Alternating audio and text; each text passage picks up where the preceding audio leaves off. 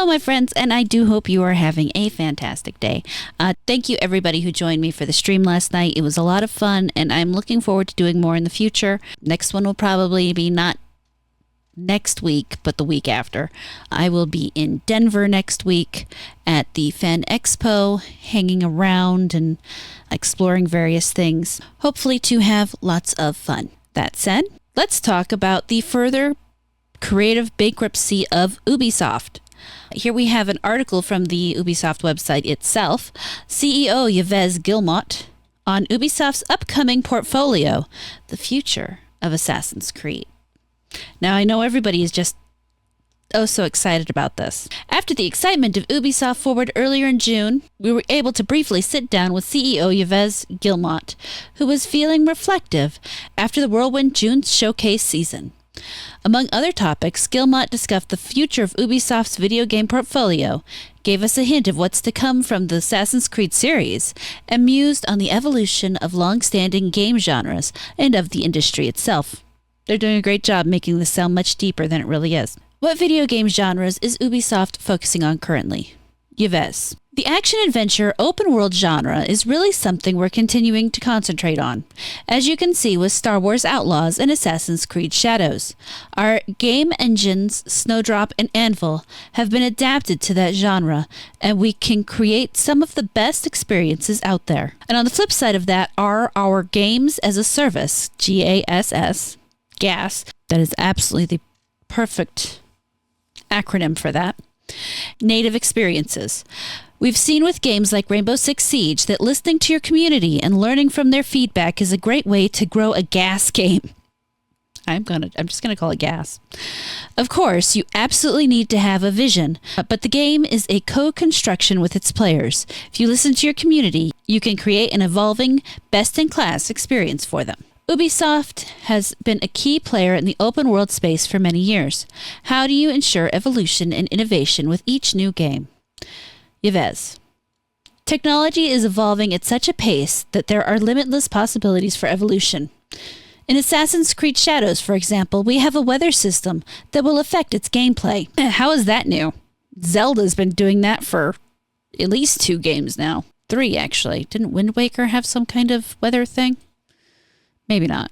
Might be misremembering that. Ponds that were once swimmable might freeze, for instance. Pretty sure they did that in Sons of the Forest. Visually, we're also seeing a big step forward for the series. I've also been very vocal about the potential I see in generative AI and how it can enrich NPCs to be more intelligent, more interactive. This could potentially extend to animals in the world, to the world itself. There is still so much we can do to enrich these open worlds to be even more dynamic. Okay. What do you think Assassin's Creed Shadows brings to the series that might attract players who haven't played an Assassin's Creed before or who have dropped off the series? Yves. I think the fact that you are in feudal Japan and you explore such a beautiful world with 2 complementary yet different characters is a very enticing proposition. You can choose how to handle any situation playing as a shinobi or a samurai and have very different experiences depending on your choice. I can't wait for players, both new and returning, to get their hands on it. On the Assassin's Creed front, we've had Mirage, which was a leaner homage to the series' roots, and now Shadows, which is much larger in scope and more in the vein of Odyssey/Valhalla. Looking at the future, can we expect this continued variety, smaller games alongside bigger ones? Firstly, players can be excited about some remakes. Goody remakes.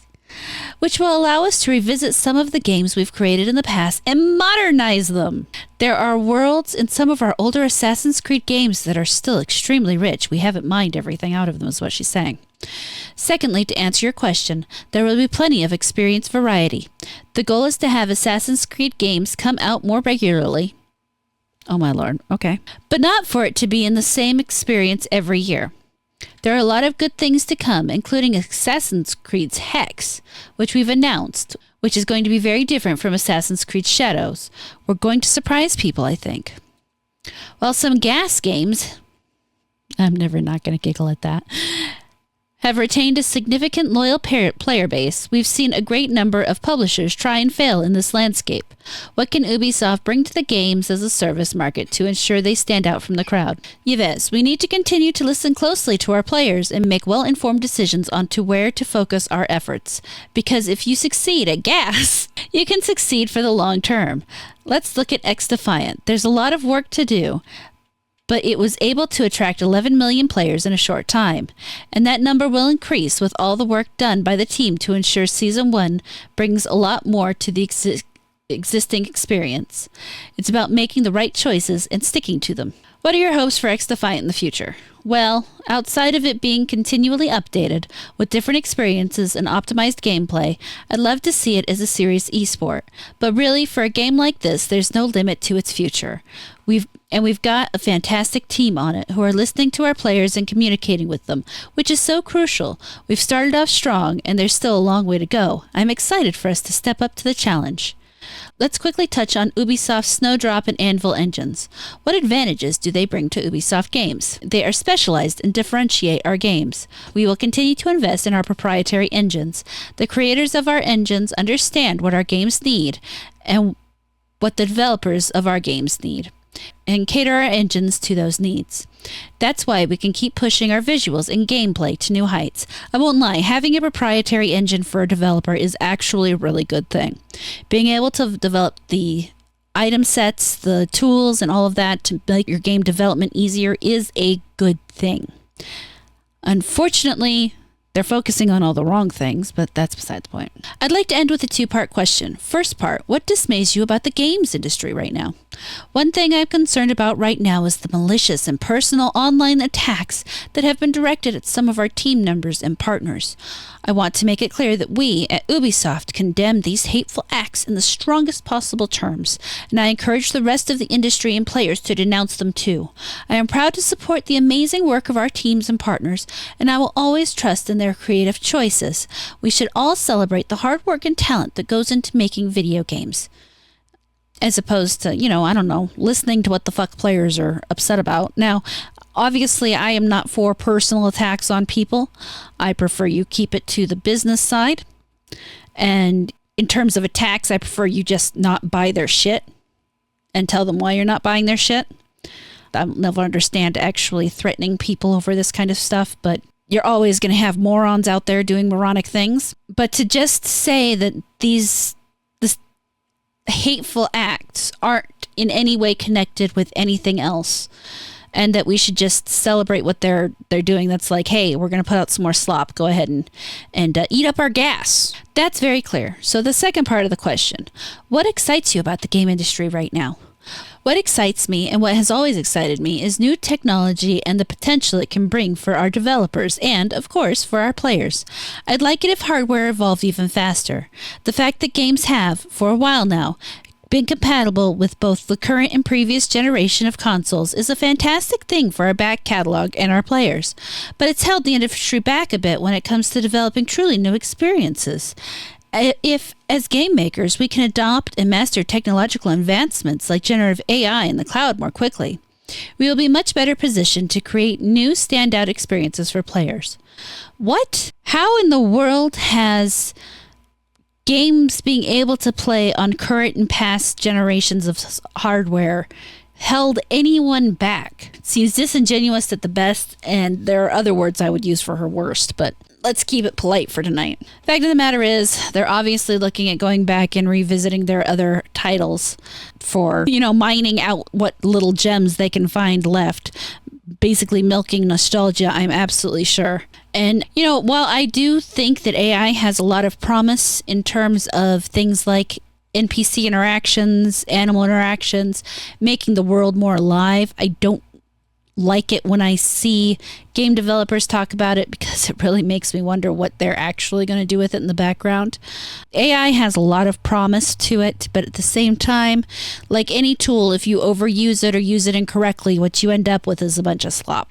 And the whole games as a service thing, well, Adobe shows us what happens when software as a service becomes a thing.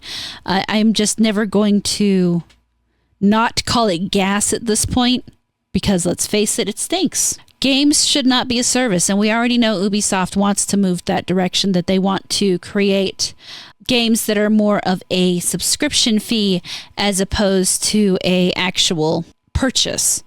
We see that with obviously their $17.99 a month Ubisoft Play thing. Oh, Ubisoft Plus. I'm sorry, it's Ubisoft Plus. So for that, for $17.99 a month, you get to play some amount of games that they have. However, at any time they can take it from you. That is the problem to remember, is that while yes, you get to play these games for $17.99 a month and you don't have to buy the games, eventually you are paying more for the games than you ever would have paid if you had just bought the game. And more important, they can take it from you. I mean, granted, right now with the way the whole system works, and DRM and all that, they can still take it from you.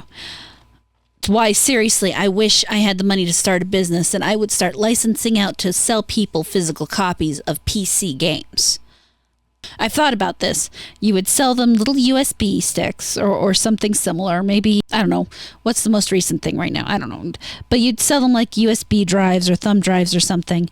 And you could make them fun shapes and you could put them in fun boxes. But then, you know, PC players physically have their games on something that they can store and keep and not have to worry about, you know, someone revoking their DRM rights or whatever. Now, make it so that the USB drive updates so that if you wanted to patch the game up to the newest version, you could, and it would stay on the drive so that you don't have to reinstall and update every time. But okay, I'm sure most people understand what I'm saying there. I think there's a way that could be done, and I think it would be really cool, but unfortunately I do not have the money to start such a business right now. Someday maybe. I will keep it in mind for the day I become rich and famous, or someone else can take the idea and run with it. I'm okay with that too, because I would buy from that business. We're not even going to talk about all the mistakes that they've. I thought about talking all the mistakes in their